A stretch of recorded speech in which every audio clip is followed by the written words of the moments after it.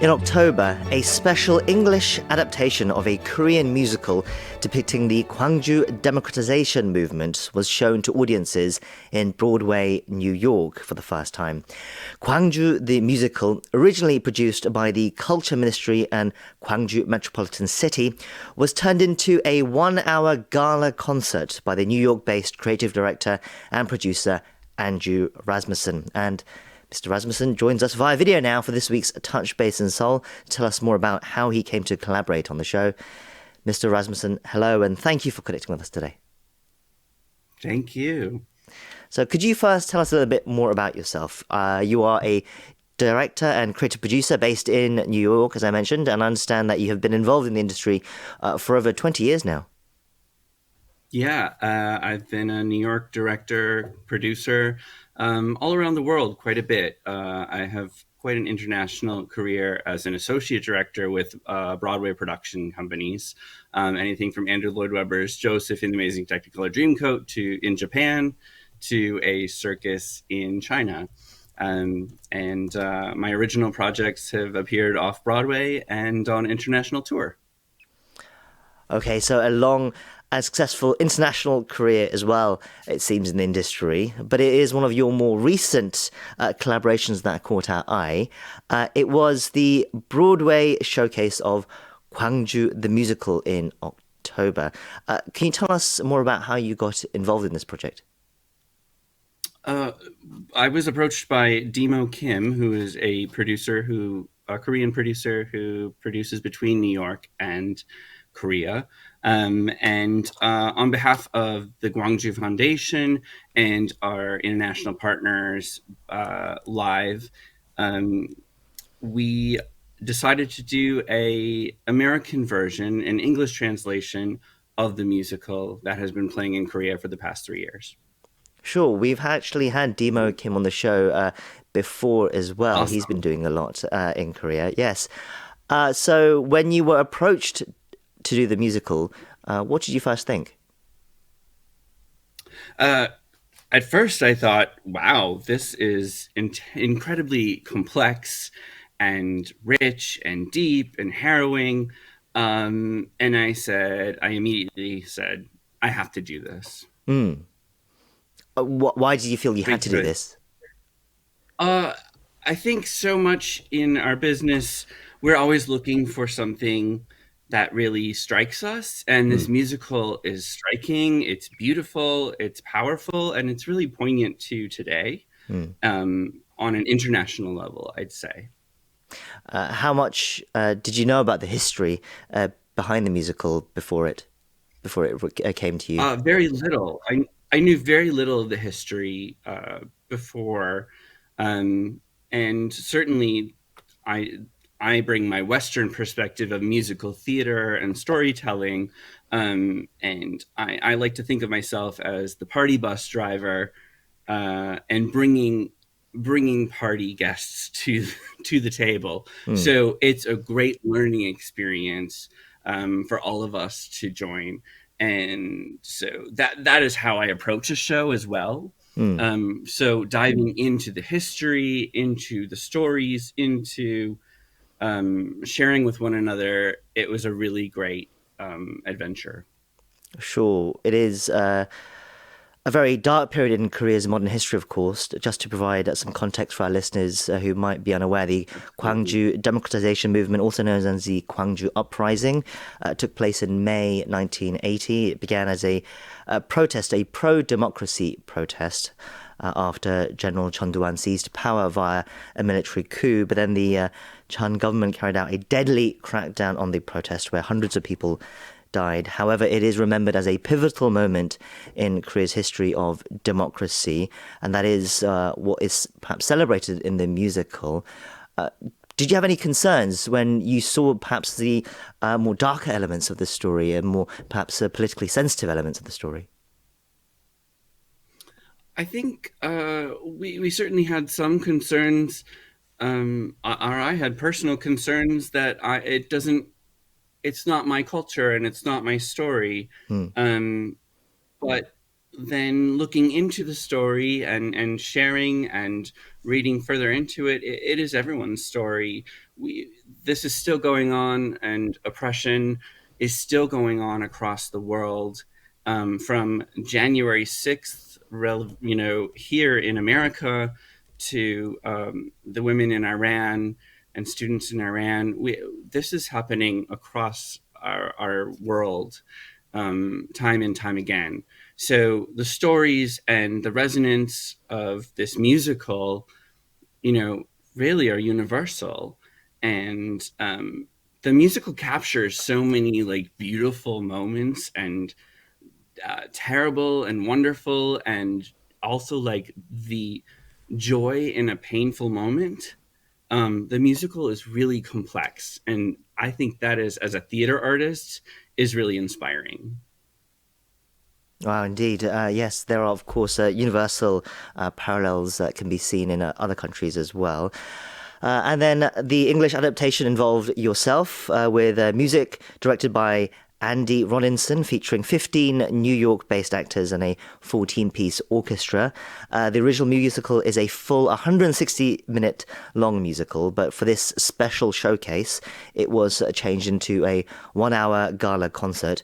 What was the process of the adaptation like? Did you face any difficulties? Well, we had a 3 hour musical that we had to combine into 45 minutes, Mm. in a matter of 2 weeks. Wow. And it was the first time that the production was done in English. So we had an English translation. We had several different, it was a really incredible collaboration between multiple continents. Um, so what was great about it is everyone wanted it to happen.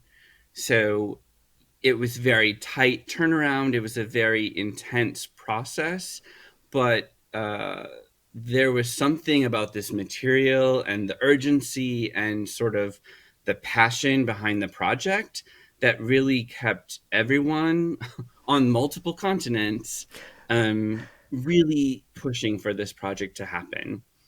So certainly there were a few sleepless nights Mm. of saying, how do we shift the cultural perspectives, so that there's more context in our world, in an American Western perspective, um, and and also understand sort of contextually. So we just sort of moved some things around.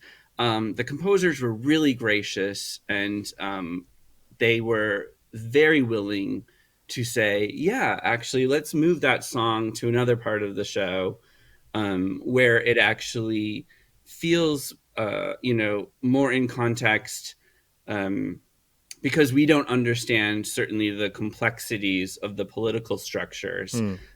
And so we really focused on sort of the more um, universal elements of the story. It's a fictionalized, um, narrative through a historical event. So all of the things that are pictured in the production are happened and Mm. real. Um, they're just sort of like, dramatized. Sure. Um, and so, yeah, I think the biggest challenge was that there's such a wealth of material there, and a wealth of story, that we wanted to pare it down and also bring forth some of this beautiful music. Sure. I imagine it must have been a challenge. But then what was the response like? Oh, I mean, that makes it all worth it. The response was really beautiful. It was a one night concert. It was sold out. Certainly standing ovations, but also like a great deal of reflection. And you always know when you leave the theater, and people are talking and people are staying around the theater, that's a good sign Mm. that people are moved by the material. And otherwise people zip right out and they're like, this show was nothing, whatever. This show, on the other hand, really people stayed, and from it really brought a lot of different cultures together that night. Wow, it sounds amazing and really encouraging.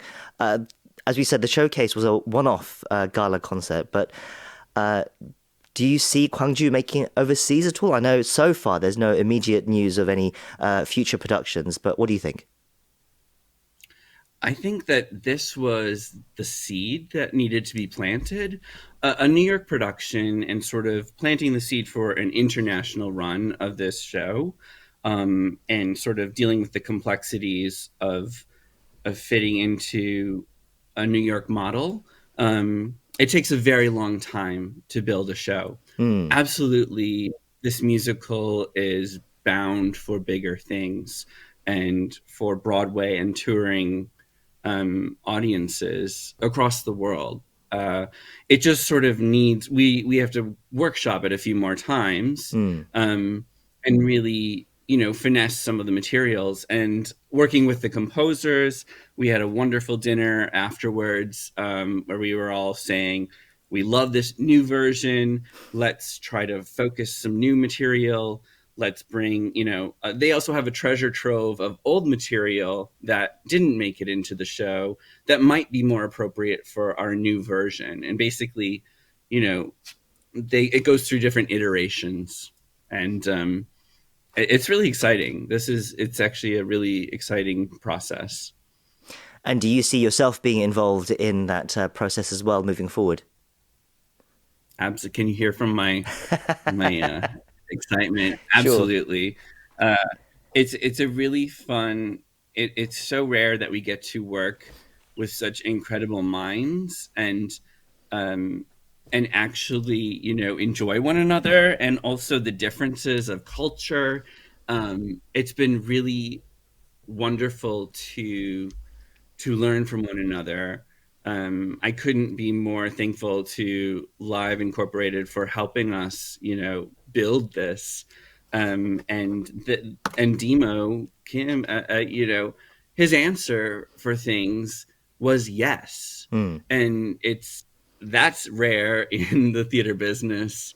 Um, when we say, can we do this? Can we do this? Often you have so many different parameters put on top of you. Whereas this one was a really open world, and we were able to bring in so many different perspectives, and we had this multi international Asian cast who also informed a lot of the material. Hmm. And so, like I said, I'm the party bus driver. I am not necessarily the Wizard of Oz when I direct a show. It to me, especially in a culture that I deeply respect, but I don't hail from. Um, I'm there as a guest, and I'm there to sort of facilitate this amazing synergy. Sure. It sounds like a English language full adaptation of the musical could be coming soon, and hopefully we will see an English version of it someday. But you've played a key part in getting it this far, and that is something I'm sure the people Yeah, of Gwangju and many here in Korea will be very appreciative of you being part of that team that has planted this seed. It is quite something. Mr. Rasmussen, we appreciate yeah. you talking to us today. It's been a pleasure. We've been talking to creative director and producer Andrew Rasmussen for Touch Base in Seoul. Thank you once again for your time. Thank you.